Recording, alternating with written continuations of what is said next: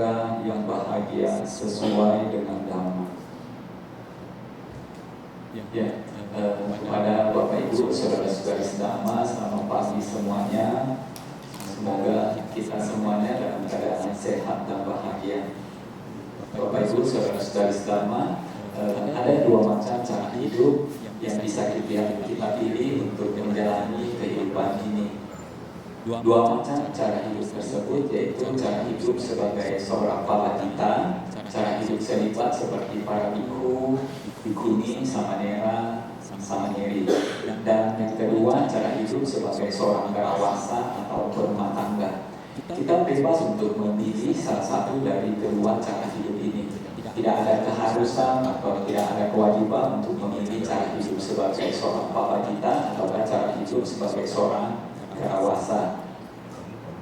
Cara hidup sebagai seorang pawajita seperti yang Bante lakukan merupakan cara hidup yang meningkatkan kehidupan berumah tangga, melepaskan banyak urusan-urusan duniawi, melepaskan banyak ikatan-ikatan, dan termasuk melepaskan banyak kepemilikannya.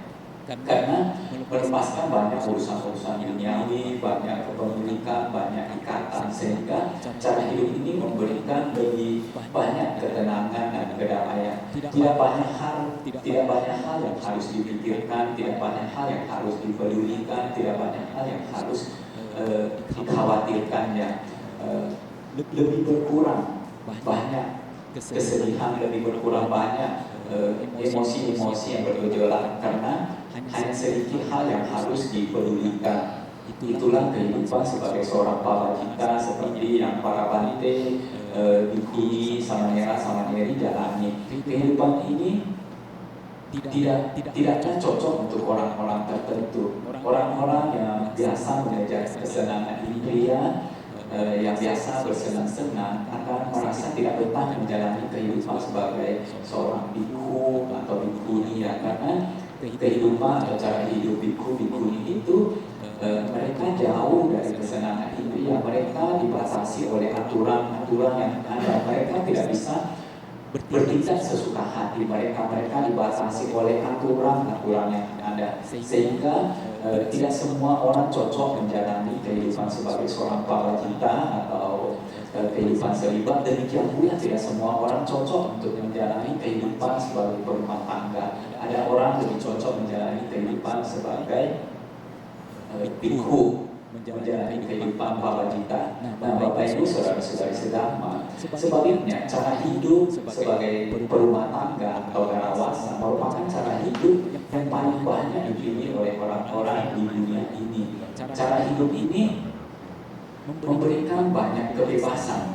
Kita bebas melakukan hal-hal yang kita inginkan, hal-hal yang kita suka, sebatas itu tidak melanggar hukum. Nah, kita bisa mendapatkan banyak kesenangan dari cara hidup ini. Tetapi yang menjadi masalah di sini, cara hidup berumah tangga walaupun memberikan banyak kesenangan, memberikan banyak kebebasan, tetapi cara hidup ini juga memberikan banyak tantangan, ya, banyak masalah, banyak persoalan, banyak kesulitan. Nah, kalau kita tidak mengetahui tentang bagaimana cara menjalani kehidupan berumah tangga yang baik, maka kita bisa mendapatkan banyak masalah, banyak persoalan di dalam kehidupan kita. Kita tentunya ingin mendapatkan kehidupan rumah tangga yang baik, kan, yang bahagia, yang terbebas dari berbagai masalah. Kita tidak ingin membentuk rumah tangga, membangun rumah tangga di mana di dalamnya ada kekerasan, di mana di dalamnya ada kasus-kasus seperti perselingkuhan atau orang ketiga. Kita tidak ingin rumah tangga kita, anggota-anggotanya itu tidak saling mencintai atau persoalan-persoalan yang lain. Kita ingin mempunyai kehidupan rumah tangga yang bagus, yang baik. Kita membangun kehidupan rumah tangga, punya pasangan, suami atau istri, kemudian punya anak, dan kita ingin mendapatkan kemajuan dalam hal materi dan begitu pula kemajuan dalam hal batin. Apa yang perlu kita lakukan? Tentunya kita harus memiliki kebijaksanaan, memiliki pengetahuan yang baik cara menjalani kehidupan rumah tangga yang baik sesuai dengan Dhamma. Kalau kita tidak memiliki pengetahuan, kita tidak memiliki pengendalian diri, maka akan sulit untuk menjalani kehidupan rumah tangga ini. Hal-hal yang seharusnya tidak menjadi masalah bisa timbul menjadi masalah. Masalah kecil yang kita hadapi bisa menjadi besar. Nah, itulah pentingnya kita memiliki pengetahuan dhamma, cara menjalani kehidupan rumah tangga yang baik. Nah, Bapak Ibu saudara-saudari sedama, bagaimana sih cara menjalani kehidupan rumah tangga yang baik, membentuk kehidupan rumah tangga?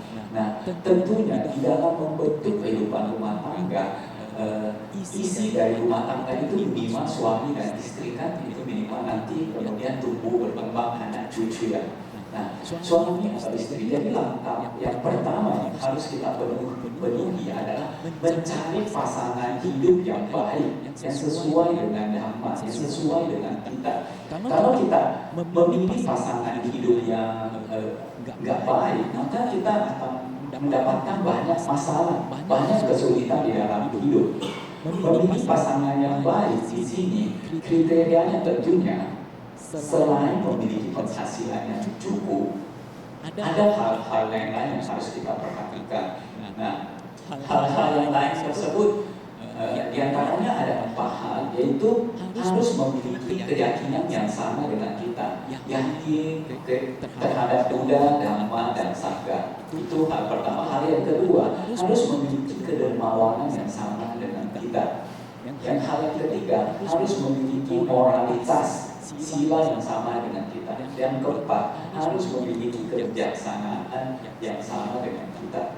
Nah, itu 4 kriteria yang patut kita perhatikan di dalam memilih pasangan kita. Kalau kita tidak memperhatikan hal ini, takutnya nanti ketika telah membentuk kehidupan rumah tangga, masalah-masalah bisa muncul di kemudian hari. Kan namanya pasangan suami istri, kita akan menjalani hidup-hidup ini bersama dengan dia. Setiap hari ketemu dengan dia, tinggal serumah dengan dia, makan bersama, melakukan banyak hal-hal aktivitas bersama, melewati suka dan duka bersama. Nanti dia dapat suka, kita dapat duka doang. Nah, makanya perlu memperhatikan dengan baik pasangan ini. Keyakinan ini kriteria pertama ya, keyakinan atau sadar. Keyakinan kepada Sang Buddha, Dhamma, dan Sangha Tiratana merupakan fondasi yang sangat penting, dasar bagi munculnya hal-hal baik lainnya, dasar bagi munculnya kedermawanan, dasar bagi munculnya moralitas, dan dasar bagi munculnya kebijaksanaan. Kalau pasangan kita sudah memiliki keyakinan yang sama dengan kita, Buddha, Dhamma, dan Sangha sama-sama memiliki keyakinan kepada Tiratana, maka langkah selanjutnya hal-hal lain seperti sila, seperti kedermawanan, seperti kebijaksanaan bisa tumbuh. Caranya bagaimana? Kita sering-sering ajak pasangan kita ke wihara, dengarkan ceramah Dhamma, belajar Dhamma, belajar melalui buku-buku Dhamma atau video-video Dhamma yang ada di internet, di YouTube atau sosial media. Hal ini sangat bagus untuk mendapatkan pengertian yang benar tentang kehidupan. Kita bisa mendapatkan pandangan yang benar tentang kehidupan ini. Jangan ke wihara hanya sekedar ngobrol, melakukan aktivitas-aktivitas yang lain, tetapi tidak mendengarkan ceramah Dhamma, tetapi tidak melakukan perbuatan-perbuatan baik. Kita datang ke wihara, usahakan hal yang sangat penting yang tidak boleh dilewati adalah mendengarkan ceramah Dhamma, karena ceramah Dhamma ini merupakan fondasi, hal dasar yang harus kita penuhi supaya kita memiliki pengetahuan, kebijaksanaan untuk menjalani kehidupan ini. Nah, perlu kita ketahui, semua perbuatan yang kita lakukan, baik itu melalui pikiran, ucapan, atau kabaran jasmani, dilandasi atau disebabkan oleh pandangan kita. Dan bagaimana kita memiliki pandangan yang benar? Kita bisa memiliki pandangan yang benar kalau kita punya pengetahuan yang benar. Kita harus sering-sering mendengarkan, belajar Dhamma. Dari sanalah dibentuk pengetahuan yang benar. Dari pandangan yang benar akan dilahirkan pikiran yang benar, ucapan yang benar, dan perbuatan badan jasmani yang benar. Kalau kita memiliki pandangan yang salah, maka yang lain-lainnya bisa salah loh. Pikiran bisa salah, ucapan juga bisa salah, perbuatan pada jasmani juga bisa salah. Kita menganggap sesuatu yang buruk sebagai sesuatu yang baik, kita menganggap sesuatu yang baik sebagai sesuatu yang buruk, dan kita akhirnya hanya terus melakukan perbuatan-perbuatan buruk dan mengurangi perbuatan-perbuatan baik kita. Sangat penting bagi kita untuk memiliki pandangan yang benar. Karena pandanganlah yang merupakan penyebab seseorang itu baik atau jahat. Seseorang melakukan perbuatan tertentu disebabkan oleh pandangan yang dia miliki. Sebagai contoh, kalau kita memiliki pandangan yang salah, menganggap bahwa tidak apa-apa membunuh seekor binatang. Binatang itu ada karena diciptakan oleh Tuhan. Kita membunuh binatang oke-oke aja. Membunuh binatang itu merupakan hak kita. Kita boleh membunuh binatang, kita boleh memanfaatkan binatang. Karena memiliki pandangan salah ini, maka kita tidak segan-segan akan membunuh. Kita tidak akan segan-segan membunuh seekor binatang. Dan kalau hal itu bermanfaat, kita akan melakukannya sesering mungkin, membunuh seekor binatang. Tetapi kalau kita memiliki pandangan yang benar, kita tahu bahwa membunuh walaupun terhadap seekor binatang itu merupakan perbuatan buruk, perbuatan yang bisa mendatangkan penderitaan, yang membuat usia kita pendek, yang membuat kita sakit-sakitan, yang membuat kita mudah berpisah dengan orang yang kita cintai. Maka kita akan berusaha untuk menghindari yang namanya pembunuhan makhluk hidup. Nah, kita tahu bahwa binatang itu ada bukan karena ciptaan Tuhan. Binatang itu ada karena mereka menerima akibat buruk dari perbuatan mereka. Karena perbuatan mereka terjatuh ke alam yang rendah, yaitu alam binatang, dan mereka harus mendapatkan akibat dari perbuatan buruk yang pernah mereka lakukan. Dan membunuh seekor binatang berarti memperpendek usia dari binatang tersebut. Dia yang seharusnya misalnya berumur 10 tahun, akhirnya hanya 5 tahun. Karena kita memperpendek usia dari binatang itu, maka kita juga akan mendapatkan buah dari perbuatan kita, yaitu usia kita menjadi pendek. Ketika kita membunuh suatu makhluk hidup, berarti kita memberikan rasa sakit kepada dia. Memberikan rasa sakit, maka kita akan mendapatkan perasaan sakit pula. Kita mungkin sering sakit-sakitan, ya, jatuh sakit gitu. Itu sangat adil. Memberikan rasa sakit, maka kita akan mendapatkan rasa sakit. Memberikan kebahagiaan, maka kita akan mendapatkan kebahagiaan. Pada saat kita membunuh suatu makhluk hidup, termasuk binatang, berarti kita memisahkan dia dari keluarganya dia, memisahkan dia dari teman-temannya dia. Karena kita memisahkan dia dari kerabat teman, maka kita juga akan mudah mendapatkan kondisi di mana kita mudah berpisah dengan orang yang kita cintai. Ada aja penyebab yang mana kita berpisah, mungkin dengan pasangan kita, mungkin dengan orang tua, mungkin dengan anak. Karena hal-hal yang mudah namanya memisahkan, kita memberikan perpisahan, maka kita juga akan mendapatkan perpisahan. Nah, akibat buruk ini merupakan buah dari pembunuhan, Bang. Ada satu makhluk hidup di mana dia itu merupakan tulang punggung bagi keluarganya, bagi makhluk-makhluk hidup yang lain. Kalau kita bunuh dia, berarti kita membuat penderitaan yang banyak bagi makhluk lain. Kita memberikan penderitaan yang banyak, maka kita juga akan mendapatkan penderitaan. Sehingga kalau kita memiliki pengetahuan, memiliki pandangan yang benar bahwa membunuh itu merupakan perbuatan buruk, perbuatan jahat yang bisa mendatangkan penderitaan kepada diri kita, ya, maka kita akan berusaha untuk menghindari, sebisa mungkin menghindari pembunuhan makhluk hidup.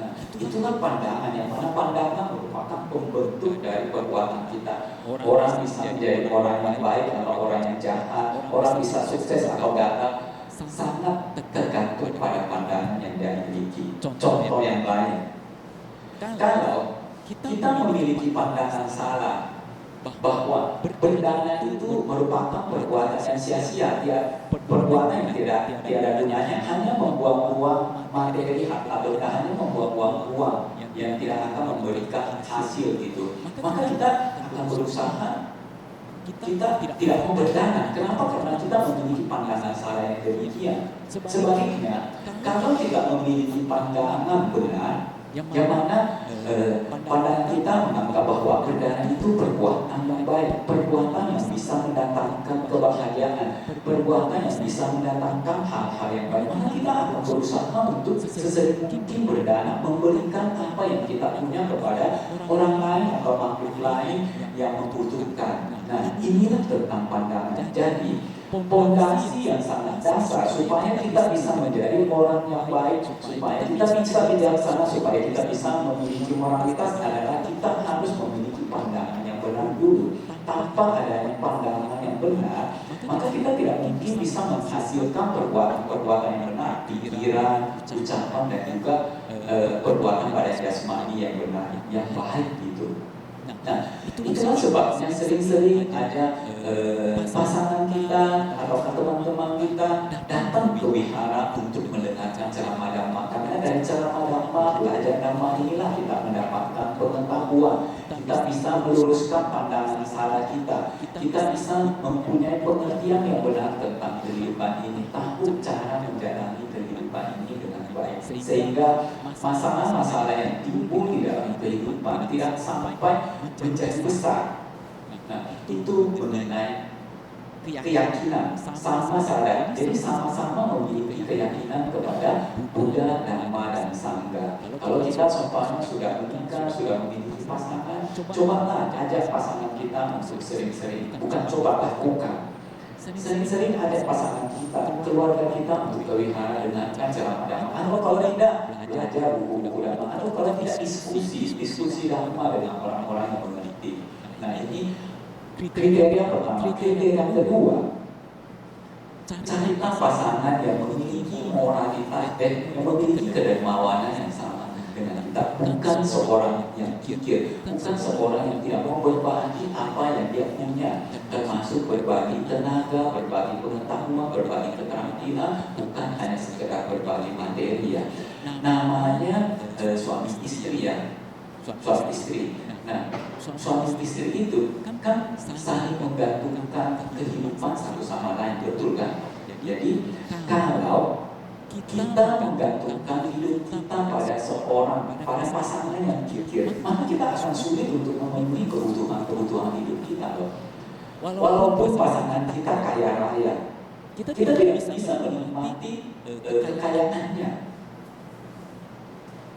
Punya uang yang berlimpah, seharusnya bisa tinggal di rumah yang lumayan nyaman. Ketika panas kita bisa merasakan nyaman, ketika dingin kita juga tetap bisa merasakan nyaman. Tetapi kita tetap merasakan panas. Kenapa? Karena rumah yang kita tinggali sangat sederhana. Dengan kekayaan yang begitu banyak, seharusnya kita bisa makan yang sehat, makan yang enak. Tetapi kita hanya setiap hari makan misalnya nasi dengan indomie, nasi dengan kangkung, nasi dengan tempe. Nah, ketika kita jatuh sakit, kita seharusnya mudah sembuh karena bisa berobat ke dokter, bisa membeli obat-obatan atau makanan-makanan sehat yang lain. Tetapi karena pasangan kita, tempat kita bergantung sangat kikir, dia tidak mau memberikan uang untuk kita pergi berobat. Nah, akhirnya kita menjadi susah sembuh. Jadi intinya, kalau kita memiliki pasangan yang kikir, tidak mau berbagi apa yang dia punya, maka sama saja seperti kita hidup bersama dengan orang-orang yang tidak berada.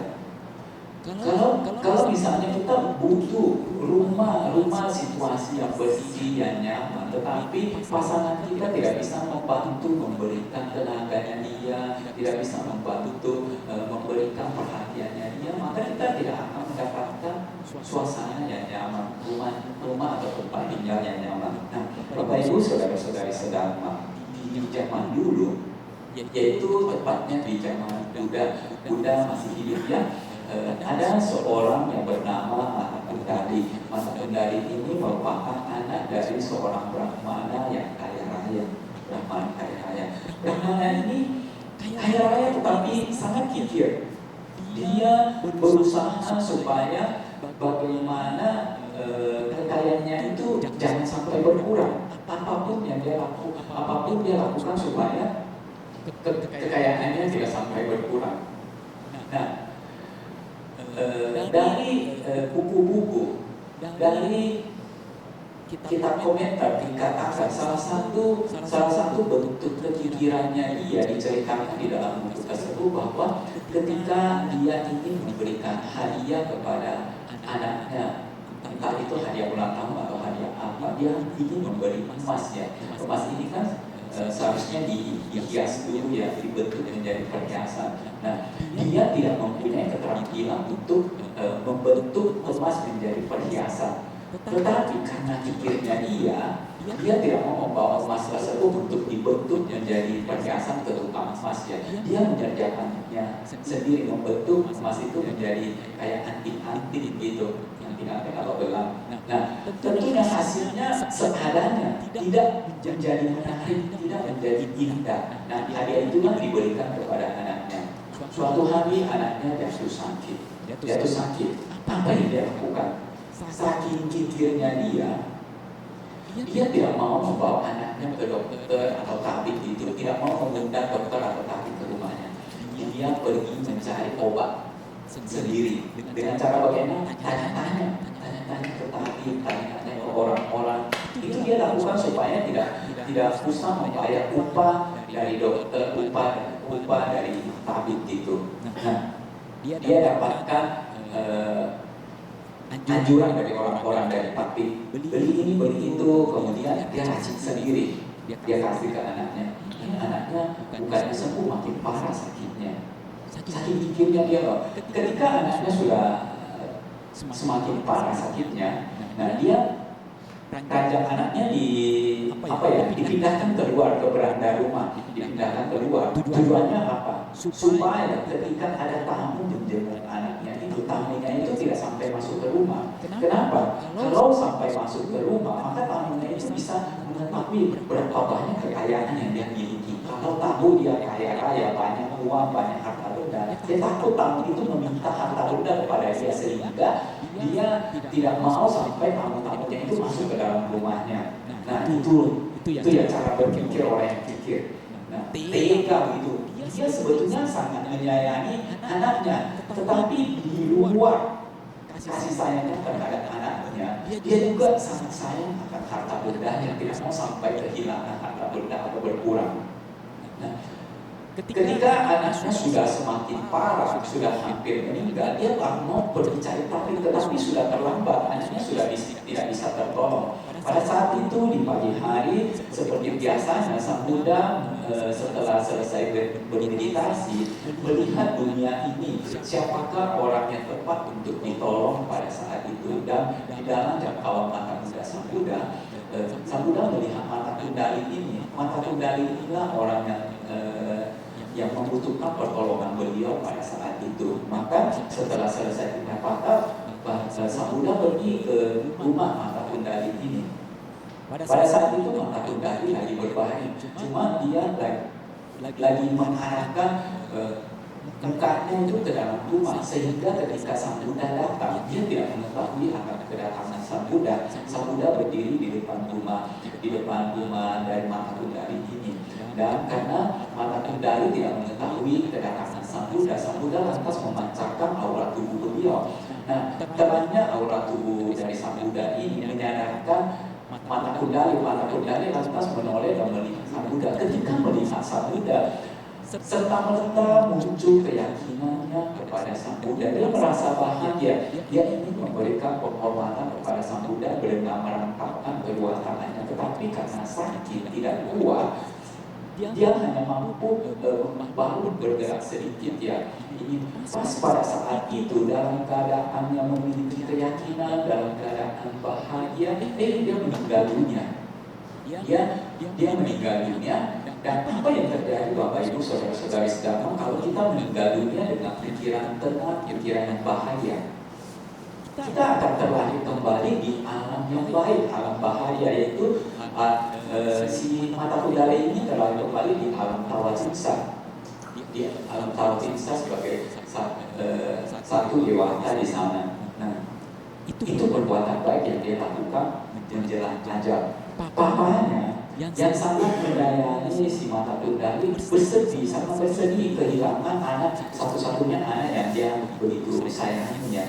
Dia menangis, intinya mengekspresikan kesedihannya lah. Di alam dewa si mata kundali melihat papanya yang bersedih itu, lantas dia ingin menghibur papanya, dia turun ke alam manusia, turun ke alam manusia dalam bentuknya sebagai mata kundali, menyadarkan papanya bahwa tidak usah bersedih, dia sekarang sudah terlahir di alam bahagia itu, di alam dewata. Papanya heran, ini betul nggak? Karena selama ini ya, dia tahu anaknya itu tidak pernah berbuat baik. Sebatas pengetahuannya dia ya, mungkin ada sedikit ya, hanya sedikit. Kan papanya itu sangat pikir, papanya itu tidak memperbolehkan anak dan istrinya itu pergi ke wihara, karena dia tahu kalau pergi ke wihara maka mereka akan mendengarkan tentang berdana.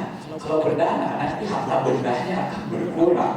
Nah, cara berpikirnya itu demikian, makanya dia berusaha mencegah anak dan istrinya untuk tidak sampai berwihara atau ketemu sang Buddha, ketemu dengan para bhikkhu. Jadi dia heran, ini betul hanya dengan perbuatan baik apa kamu bisa, perbuatan baik apa yang telah kamu lakukan. Nah, dia cerita si mata kundali ini, dia bilang ketika dia sakit sudah mau meninggal, sang Buddha datang ke rumah, kemudian dia begitu bahagia melihat kedatangan sang Buddha, timbul keyakinannya kepada sang Buddha, dan dia ingin memberikan penghormatan kepada sang Buddha. Pada saat itu dia meninggal dunia, hanya itu perbuatan baik yang dia lakukan. Papanya nggak percaya itu, maka atas anjuran dari mata kundali, papanya dianjurkan untuk mengundang sang Buddha, berdana makanan kepada sang Buddha. Nah, kemudian dilakukanlah apa yang dianjurkan oleh mata kundali ini. Papanya keesokan harinya atau pada saat itu juga ya, ini sepertinya kejadiannya antara pagi-pagi sebelum waktunya makan atau kemarinnya gitu, diundanglah sang Buddha untuk menerima dana makan di rumahnya. Nah, setelah berdana makan kepada sang Buddha setelah selesai menyantap makanan hasil dana dari si papanya mata kundali ini, dia mulai bertanya si papanya mata kundali, Bante, apakah benar hanya dengan memiliki keyakinan kepada sang Buddha bisa menyebabkan seseorang terlahir kembali di alam dewa gitu, tanpa melakukan misalnya seperti menjalankan sila atau berdana? Nah, sang Buddha bilang, apakah kamu tidak tahu bagaimana keadaan anak kamu yang terlahir kembali di alam dewata? Nah, kemudian sang Buddha meminta si mata kundali ini untuk turun ke alam manusia dan dia menampakkan diri, kemudian menjelaskan ulang lagi tentang apa yang dia alami.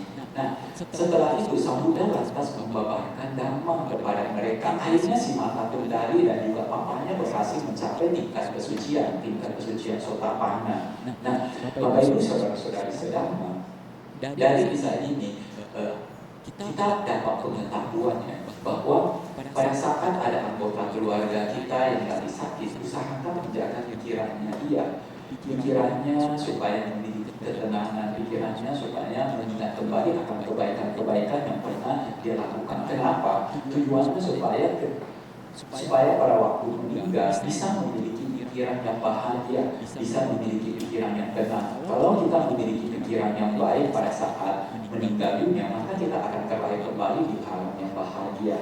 Nah, kita perlu mengkondisikan, entah itu baca parita atau mengingatkan kembali tentang hal-hal baik yang pernah dia lakukan dan lain-lain sebagainya. Intinya menenangkan dia, membuat dia bahagia. Nah, Bapak Ibu saudara-saudari sedhamma, kita lihat dari perjalanan si mata kundali ini, bagaimana kita sendiri hidup bersama dengan seseorang yang kita cintai, yang mana kita menggantungkan hidup sama dia, di mana dia itu sangat kikir, maka kita akan mengalami kesulitan di dalam memenuhi kebutuhan hidup kita loh. Seharusnya kita bisa sembuh dalam waktu 2 hari, tetapi tidak bisa sembuh 2 hari, mungkin 1 bulan baru sembuh. Seharusnya kita bisa makan makanan enak dan penuhi kebutuhan hidup kita dengan mudah. Ternyata kita tidak bisa memenuhi kebutuhan hidup kita dengan mudah. Itulah sebabnya kita perlu memiliki pasangan yang dermawan. Bukan berarti boros ya, boros itu artinya mengeluarkan uang untuk hal-hal yang penting untuk diri kita sendiri. Tetapi dermawan itu maksudnya mau berbagi apa yang dia miliki untuk orang lain, demi kebaikan, kebahagiaan orang lain, khususnya keluarganya sendiri. Demikian. Nah itu poin kedua, di mana kita harus memilih pasangan hidup yang memiliki kedermawanan yang sama dengan kita. Poin yang ketiga, Bapak Ibu saudara-saudari sedama, adalah harus memiliki moralitas yang sama dengan kita, yaitu setidaknya menjalankan Pancasila, menghindari pembunuhan makhluk hidup, menghindari mengambil barang yang tidak diberikan, menghindari perbuatan asusila, menghindari ucapan bohong, menghindari mabuk-mabukan. Nah, meminum minuman keras yang bisa menyebabkan kelemahan kesadaran. Pancasila ini merupakan latihan yang perlu kita lakukan, bukan hanya pasangan kita, tetapi kita sendiri juga harus memiliki menjalankan Pancasila ini. Pancasila ini merupakan perbuatan yang membawa kedamaian bagi dunia ini, perbuatan yang membedakan kita sebagai manusia dengan makhluk-makhluk di alam yang rendah. Kita lihat makhluk-makhluk di alam yang rendah, bagaimana perbuatan-perbuatan mereka banyak membunuh. Mereka sering melakukan atau mengambil sesuatu yang bukan miliknya mereka. Mereka memuaskan nafsu mereka sebisa-bisanya, sejadi-jadinya ya. Kawin dengan orang tuanya sendiri, dengan saudaranya sendiri. Intinya mereka tidak dibatasi oleh norma-norma yang ada. Kawin sebebasnya, melampiaskan nafsu keinginannya dengan sebebas-bebasnya lah. Nah, sementara itu kalau kita sendiri memiliki perbuatan-perbuatan yang seperti itu sama seperti kita memiliki perbuatan hewan-hewan, perbuatan makhluk-makhluk yang rendah. Cepat atau lambat kita juga bisa terjatuh ke alam yang sama. Kalau pasangan kita menjalankan Pancasila, memiliki moralitas, maka kita bisa terhindar dari hal-hal buruk, terhindar dari kekerasan, terhindar dari ditipu, terhindar dari dikhianati, terhindar dari hal-hal buruk lainnya. Moralitas ini sangat penting. Kita akan aman rasanya kalau memiliki pasangan yang menjalankan sila, yang menjalankan moralitas. Kenapa? Kita percaya sama mereka, karena mereka menjalankan perilaku yang baik, perilaku seorang manusia, bukan perilaku makhluk-makhluk di alam yang rendah. Kalau kita mendapatkan pasangan walaupun dia pintar, pasangan tetapi tidak memiliki moralitas, maka berbahaya sekali bagi kita. Semakin pintar dia tetapi tidak memiliki moralitas, semakin berbahaya jadinya, karena dia bisa mendatangkan penderitaan bagi kita tanpa kita sadari. Semakin pintar seseorang dan dia tidak memiliki moralitas, maka semakin besar kemungkinannya untuk mendatangkan penderitaan yang lebih besar. Kalau dia bodoh-bodoh aja, ya bukan berarti anjurkan kita cari pasangan yang bodoh ya. Maksudnya kalau orang yang bodoh dan tidak memiliki moralitas, maka dia mungkin tidak mampu untuk melakukan perbuatan-perbuatan buruk yang besar. Tetapi kalau dia pintar dan tidak memiliki moralitas, dia mampu untuk melakukan perbuatan-perbuatan buruk yang luar biasa. Kenapa? Karena dia pintar. Nah, Bapak Ibu saudara-saudari sedang ada kejadian kasus yang viral, sempat viral belakangan ini ya. Ada dengar nggak tentang peket? Ya, peket kan? Nah, ini kasusnya kan viral di sosial media ya. Kasus tentang seorang pemuda, seorang laki-laki yang bunuh diri, yang terjun dari jembatan Chongqing, terjun dan meninggal dunia ya. Dari hasil pemeriksaan HP-nya, jejak pembicaraan di HP-nya diketahui bahwa ternyata dia bunuh diri itu penyebabnya karena diputusin oleh pacarnya. Jadi dia itu kan punya latar belakang dari keluarga yang broken ya, papa mamanya pisah dari dia kecil. Dia juga bukan berasal dari keluarga yang berada. Dia hanya lulusan SMP. Ketika lulus SMP, dia tidak lanjut SMA, kuliah apa, dia menekuni dunia game. Ternyata dia itu menyukai game online ya. Game online itu menyukai dunia game. Dia sangat berbakat sampai dia bisa mendapatkan pekerjaan dari dunia game ini. Kalau dulu di zamannya Bante, game itu tidak bisa memberikan penghasilan. Zaman sekarang karena teknologi sudah maju, dunia game ini bisa menghasilkan, bisa memberikan penghasilan. Yang mana penghasilannya gede loh. Kalau dia bilang itu 1 tahun dia bisa dapat penghasilan sekitar 200 sampai 300 ribu yuan atau sekitar 400 sampai 600 juta, 400 sampai 600 juta per tahun. Lumayan gede kan, berarti 1 bulan kira-kira 45 juta lah, 45 juta yang dia bisa dapat loh. Jadi dia sangat ahli di dalam main game, sampai-sampai dia terkenal di antara para pemain game, sampai dan akhirnya dia memiliki pekerjaan sebagai joki game itu. Jadi dia membantu orang lain bermain game untuk bisa naik level, naik tingkatannya. Nah, karena dia semakin terkenal, suatu hari di tahun sekitar 2019 ya, akhir tahun, dia itulah titik awal nanti munculnya masalah titik awal ya, titik awal. Jadi ada salah satu pemain game yang meminta bantuannya dia sebagai joki game untuk menaikkan level. Nah, orang ini adalah seorang wanita yang bernama Tanju ya, Tanju. Dia meminta tolong kepada si Fat Cat ini. Nah, awalnya mereka tidak ada ngobrol, hanya sekedar sebagai pelanggan dan itu ya menjual jasa gitu. Nah, beberapa bulan kemudian si cewek mulai menghubungi Fat Cat melalui chat. Terjadilah ngobrol di antara mereka, tetapi ngobrolnya sangat singkat. Tanya awalnya dipuji-puji dulu si Fat Cat ini, dan namanya orang dipuji senang ya, hatinya berbunga-bunga gitu ya.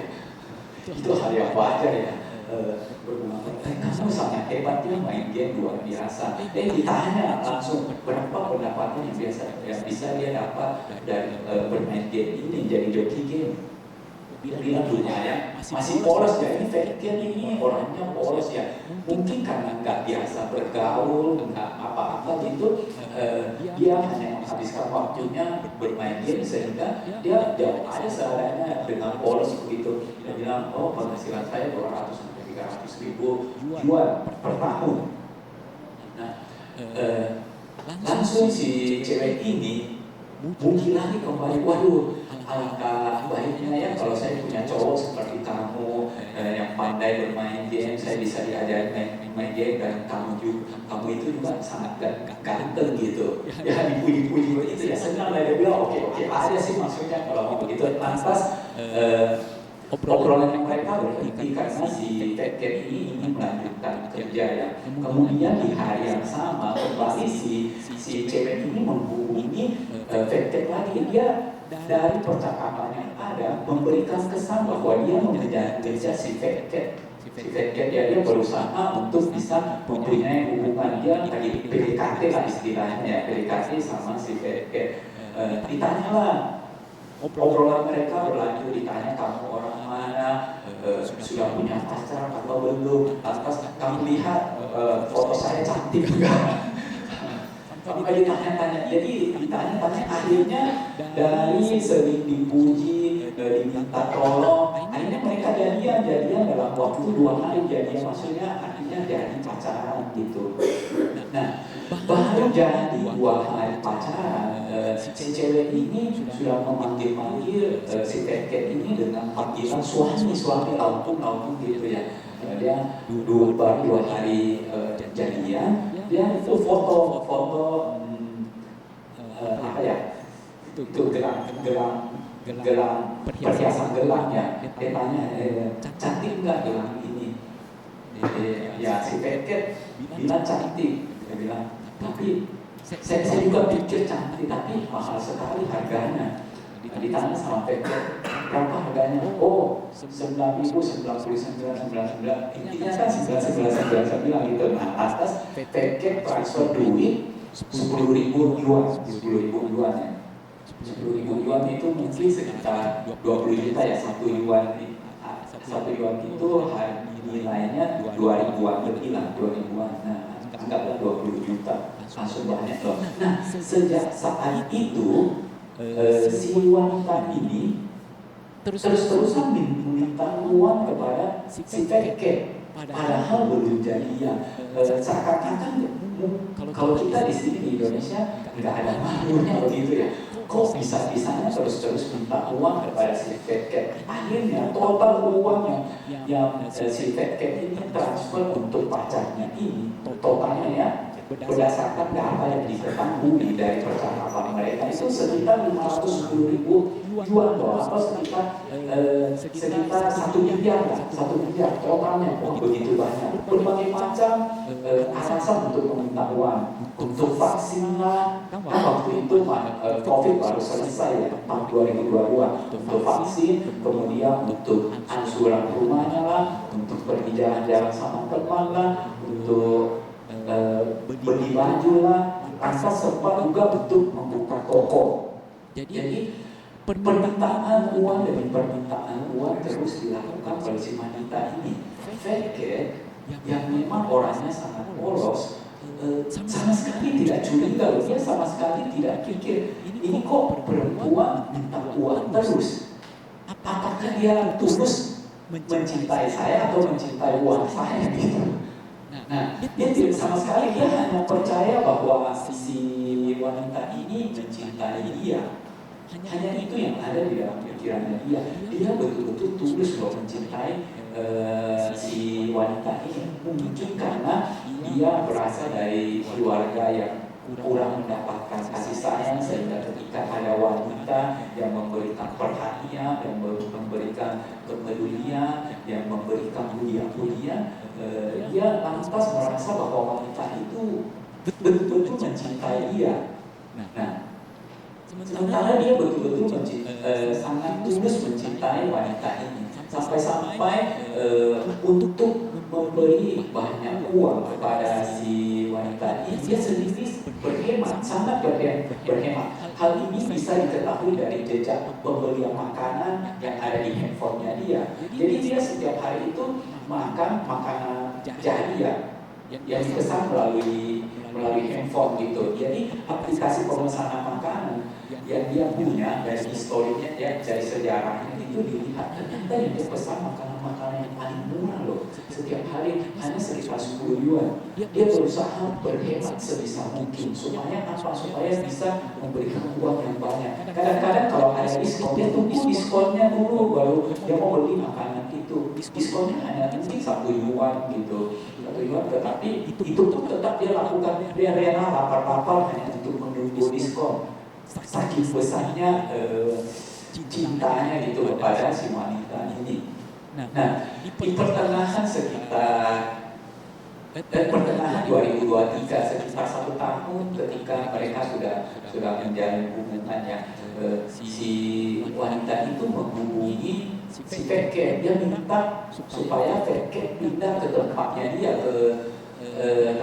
dia, daerahnya dia di Chongqing. Jadi mereka fat cat dan si wanita ini berasal dari tempat yang berbeda, satu Hunan, satu Chongqing ya.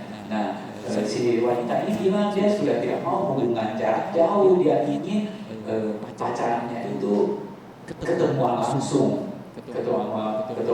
Maka demi cintanya si fat cat ini pun pindah dari daerahnya Hunan ke Chongqing.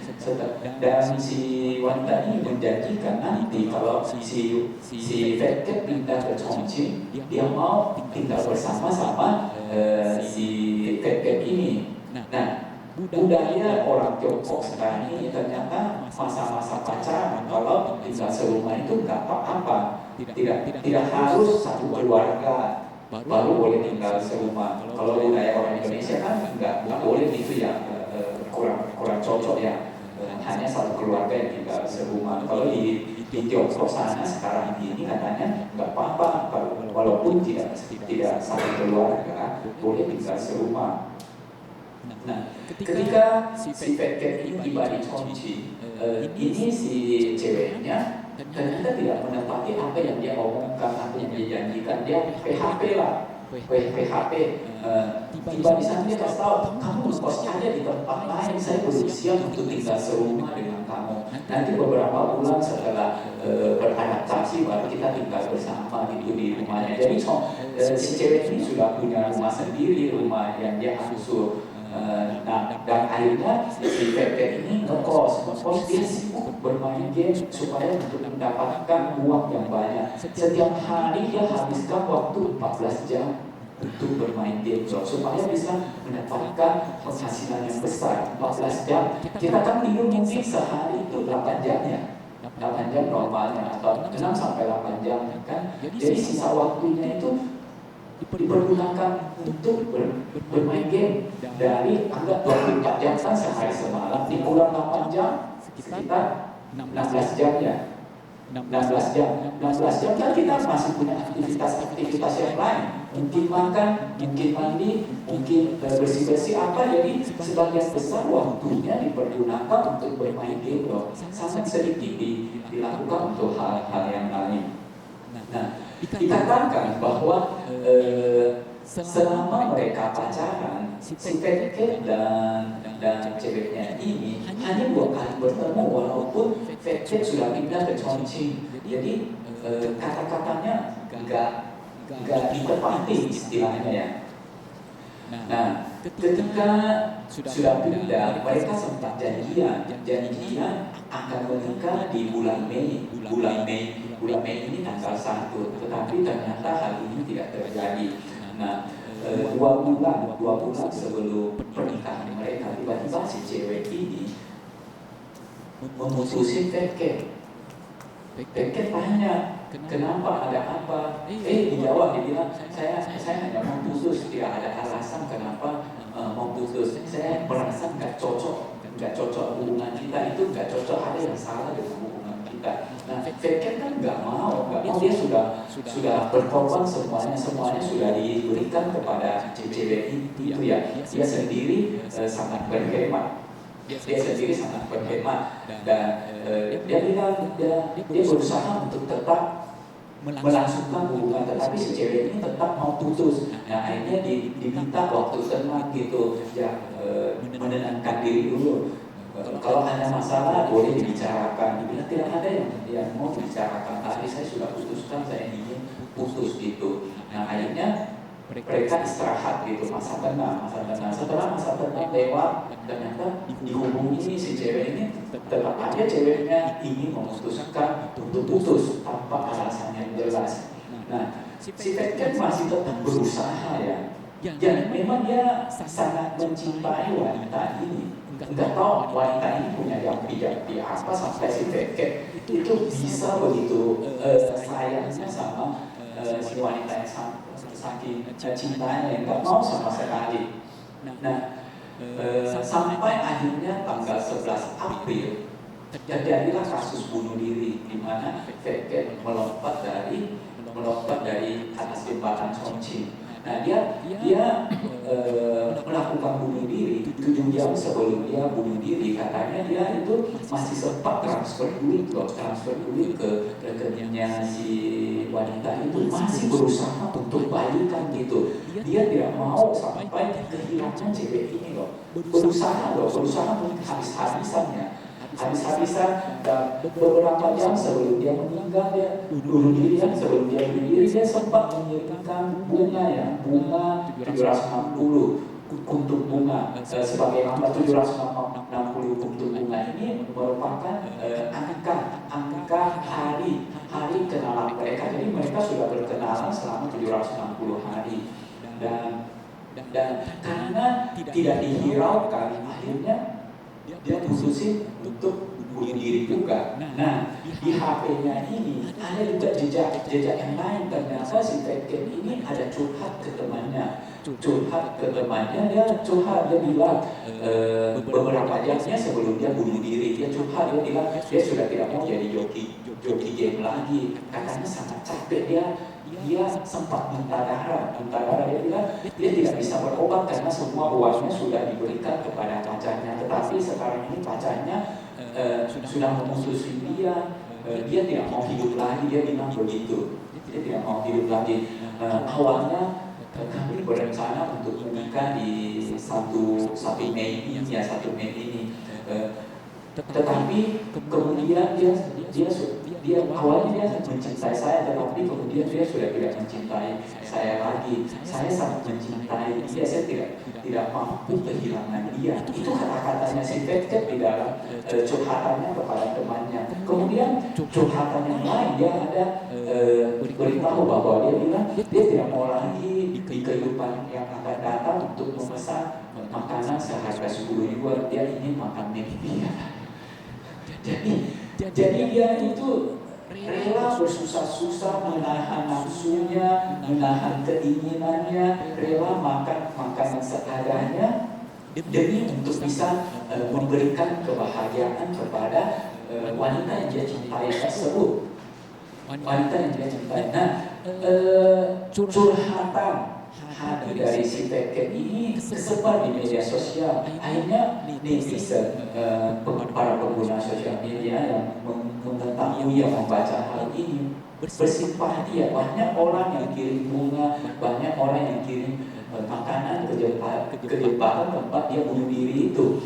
Nah, mereka semuanya bersimpati. Maksudnya turut merasa bagaimana ya begitu hebatnya si Fetket ini. Nah, ketika Fetket bunuh diri, handphonenya ditemukan sama polisi dan diketahui penyebab bunuh dirinya itu ada hubungannya dengan si cewek itu. Akhirnya keesokan harinya si cewek itu bertemu dengan papanya Fetket, dan di kantor polisi mereka membuat surat perjanjian damai ya. Si wanita itu mengembalikan uang yang ditransfer oleh Fetket sebesar 136.000 lebih lah, 36.000 yuan. Nah, kemudian kan sudah disetujui perjanjian damai di antara mereka. Tetapi katanya Fetket rupanya setelah menerima handphone dari Fetket dari polisi, dia lihat-lihat, ternyata dia tidak puas. Dia emosi. Apa yang ditransfer oleh Fetket jauh lebih besar daripada yang dikembalikan oleh si wanita itu. Kemudian dia juga emosi bagaimana si wanita itu meminta-minta uang terus-terusan kepada Fetket, sehingga dia pun mengupload percakapan itu. Dia pun membuat live video itu menceritakan tentang apa yang dialami oleh adiknya itu. Jadi kasusnya itu sampai mau diajukan ke kepolisian dengan pengadilan. Katanya itu sudah menyewa pengacara. Jadi sampai demikian kisah tentang si Fetket ini. Jadi Bapak Ibu saudara-saudari sedang, pasangan hidup itu kita perlu mengenal dengan baik.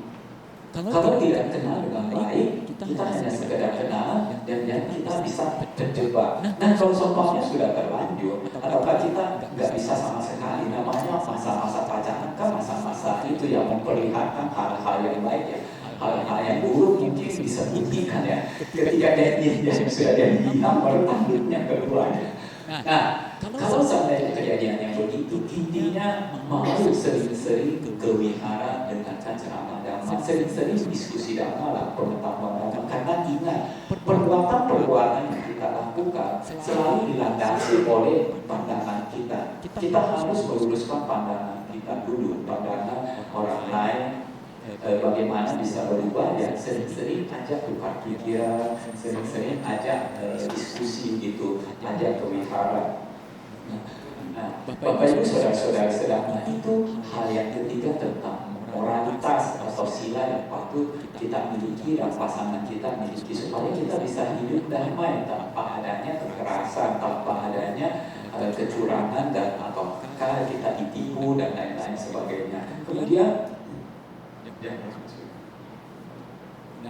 kemudian Bapak Ibu saudara-saudara sedang, keempat adalah sama Panya memiliki kebijaksanaan yang sama dengan kita. Kebijaksanaan di sini kita bisa membedakan mana yang baik dan mana yang buruk, mana yang bermanfaat, mana yang merugikan, mana yang tercela dan mana yang dipuji. Nah, untuk bisa membedakan hal-hal ini, tentunya kita perlu memiliki pengetahuan Dhamma yang baik sehingga kita tahu tentang sehingga kita tahu tentang mana yang baik, mana yang buruk. Kalau kita memiliki kebijaksanaan yang baik, maka masalah-masalah yang ada bisa menjadi kecil. Kita bisa melalui berbagai masalah dengan baik. Kalau kita memiliki kebijaksanaan, maka kita bisa menyikapi berbagai hal, berbagai persoalan, berbagai masalah dengan baik. Kebijaksanaan ini bisa kita peroleh yang paling umum dan yang paling mudah adalah sering-sering belajar dhamma, merenungkan tentang segala sesuatu. Jadi kita perlu merenungkan apakah ini baik atau buruk, apakah ini benar atau salah, apakah ini bermanfaat atau merugikan. Jadi kita selain mendengarkan dhamma, kita boleh merenungkan juga, pertimbangkan sendiri baik buruknya berdasarkan pengetahuan dhamma yang telah kita dapatkan. Hal itu sangat baik. Nah, itu empat kriteria yang harus kita perhatikan ketika memilih pasangan hidup kita. Kemudian, Bapak Ibu saudara-saudari sedama, kehidupan rumah tangga itu berarti kita hidup bukan hanya satu orang ya, tetapi beberapa orang. Di dalam kehidupan satu grup, satu kelompok yang terdiri dari beberapa orang, supaya kehidupan itu bisa rukun, bisa bersatu, bisa harmonis. Ada 6 dhamma yang perlu kita perhatikan. 6 dhamma ini, 3 yang terakhir adalah memiliki moralitas, memiliki kedermawanan, memiliki kebijaksanaan. 3 yang pertama adalah kita harus memiliki cinta kasih melalui pikiran kita, yang pertama, yang kedua melalui ucapan kita, dan yang ketiga melalui perbuatan badan jasmani kita. Jadi dalam hal ini, di dalam kehidupan berumah tangga, kita patut memancarkan cinta kasih melalui pikiran, ucapan, dan perbuatan badan jasmani kita terhadap pasangan kita atau anggota keluarga.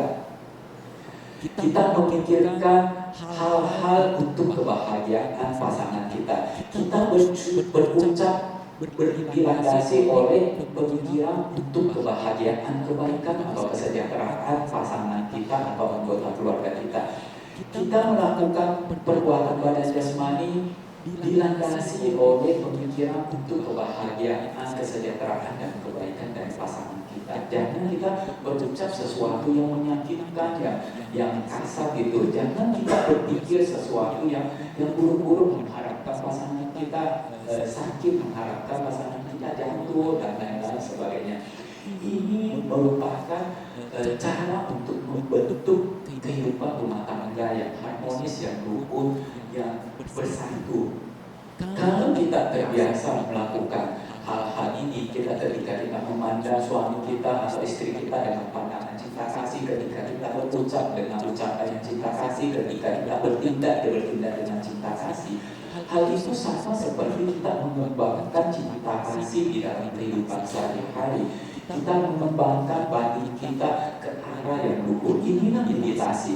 Jadi kita mempergunakan rumah tangga, kehidupan rumah tangga sebagai alat untuk mengembangkan batin kita ke arah yang luhur. Jadi membentuk kehidupan rumah tangga yang baik, yang bahagia, kita bisa jadikan sebagai sarana untuk mengembangkan batin kita juga. Bukan hanya sekedar sebagai sarana untuk mengembangkan harta kekayaan atau materi, tetapi kita juga harus mengembangkan batin kita. Kalau kita bermeditasi, salah satunya kan meditasi cinta kasih, yang mana kita hanya lakukan pada saat duduk. Nah, ini kita lakukan di saat-saat kehidupan sehari-hari, apakah saat berbicara dengan pasangan kita, apakah pada saat makan. Jadi intinya kita melakukan hal-hal dilandasi oleh niat untuk membahagiakan, niat untuk kebaikan, niat untuk kesejahteraan dari pasangan hidup kita. Kalau kita sering-sering melakukan hal ini, berarti yakin pasti kebahagiaan di dalam rumah tangga akan terbentuk dengan sendirinya. Tidak ada yang namanya kekerasan, tidak ada yang namanya merugikan, tidak ada yang namanya menyakiti. Nah, Bapak Ibu saudara-saudari sedama, ada seorang wanita di India. Wanita ini wanita muda yang baru menikah. Usia pernikahannya masih muda. Dia dapatin suaminya ternyata sudah selingkuh dengan teman kantornya. Kira-kira apa yang terjadi? Sakit hati kan, dikhianati gitu, sakit hati sampai-sampai wanita ini ingin bunuh diri loh, ingin bunuh diri. Dia tidak tahu apa yang harus dia lakukan lagi. Untuk curhat tidak mungkin rasanya curhat ke orang lain. Untuk pulang kembali ke rumah orang tuanya kemungkinan tidak kuat menerima kenyataan ini. Dan akhirnya dia pikir hal yang terbaik adalah mengakhiri kehidupannya supaya dia tidak mendapatkan masalah hidup lagi, masalah kehidupan. Dia putusin bunuh diri dengan naik ke atas, itu yang lantai atas rumahnya dia. Lantai atas siap untuk lompat gunung. Ketika dia siap untuk lompat, satu pemikiran lain muncul di dalam pikirannya ya. Bagaimana kalau saya coba konsultasi ya, curhat ke guru spiritual, seorang guru spiritual. Jadi dia guru-guru spiritual masih banyak ya, masih banyak sampai sekarang ini. Nah akhirnya karena muncul pemikiran inilah dia tidak jadi bunuh diri. Dia pergi ke seorang guru spiritual, kemudian dia ceritakan bahwa suaminya berkhianat, suaminya yang mana usia rumah tangga mereka masih baru-baru, tetapi suaminya itu sudah tidak setia, sudah berkhianat suaminya dengan wanita lain. Nah, akhirnya si guru spiritual itu memberikan nasihat, kamu kalau mau baikkan sama suami kamu, maka kamu harus menjaga batin kamu, memancarkan cinta kasih, yang memikirkan hal-hal yang positif, hal-hal yang baik gitu. Nah, jadi dia suruh wanita itu untuk mengulang-ulang di dalam pikirannya, saya menghormati suami saya mencintai suami saya, hubungan saya dengan suami saya adalah hal yang paling penting.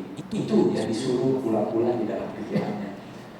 Si wanita itu bilang, bagaimana mungkin saya mengatakan hal ini, kenyataannya kan enggak demikian. Suami saya berkhianat, suami saya selingkuh. Masa saya bilang saya mencintai suami saya? Masa saya bilang saya menghormati suami saya? Kenyataannya kan enggak. Dia melakukan hal yang tidak pantas gitu, dia mengkhianati saya.